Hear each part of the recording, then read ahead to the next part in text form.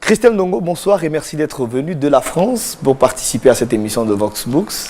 Bonsoir et merci pour cette invitation qui m'honore et qui honore l'Insoumise. Alors, je vais commencer par là. D'où vous vient l'idée de prendre votre plume et vous dire, tiens, je vais rédiger ce roman, l'Insoumise? L'idée n'est pas arrivée par hasard. D'ailleurs, il faudrait noter que l'Insoumise a été écrite en 2004.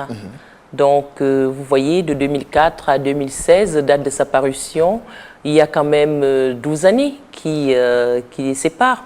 Donc, j'ai commencé à écrire l'Insoumise parce que la littérature et moi, c'est une grande aventure, c'est une belle histoire qui date de mon enfance.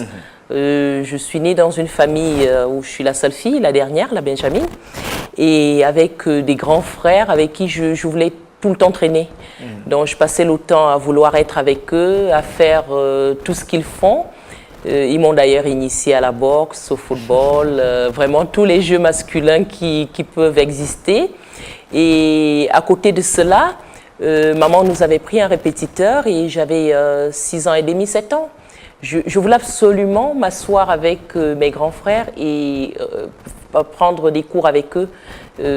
Et c'était difficile parce que l'aîné, qui à l'époque avait 16 ans, donc il est de 10 ans, mon aîné, lui était déjà au collège, donc c'était un tout petit peu difficile de réviser avec sa petite sœur d'à peine 6 ans.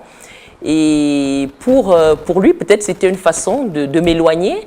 Il m'avait remis entre les mains un exemplaire de Britannicus qu'il étudiait à l'époque, alors en me disant « tu vas lire ce livre et puis me dire ce que ça raconte ». Ça, c'était vraiment ma première aventure avec la littérature. Et donc, j'ai commencé à lire Britannicus. Vous vous doutez bien que c'était un peu compliqué pour mon petit cerveau à l'époque, mais maman m'a fait offert le petit Larousse. Donc, quand je trouvais un mot compliqué, j'allais directement dans le petit Larousse et je cherchais l'explication. Quelques jours plus tard, je suis revenue vers mon frère en lui disant « mais voilà ce que raconte le livre ». Et lui me regardait un peu, genre « mais elle est sûre ?» Et puis me renvoie en me disant « tu as 2 jours pour me dire si c'est la vérité, donc va relire ». Alors je suis repartie, j'ai relu et puis je suis revenue lui dire et là il prenait des notes. À l'époque, je ne savais pas que c'était son devoir de rédaction qu'il faisait.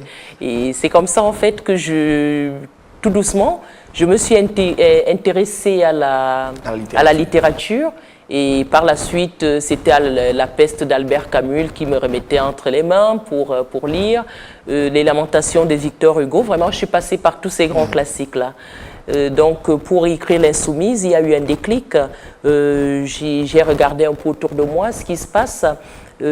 Avant de quitter le Cameroun, je voyais certaines jeunes femmes qui revenaient d'Europe et je m'interrogeais parce que bon, pour moi, partir en Europe, c'était aller poursuivre ses études.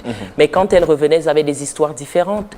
Et puis bon, une fois arrivée en Europe, j'ai également rencontré certaines dans des conditions que je dirais un peu particulières.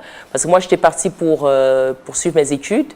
Et mes parents qui ne voulaient pas du tout que je travaille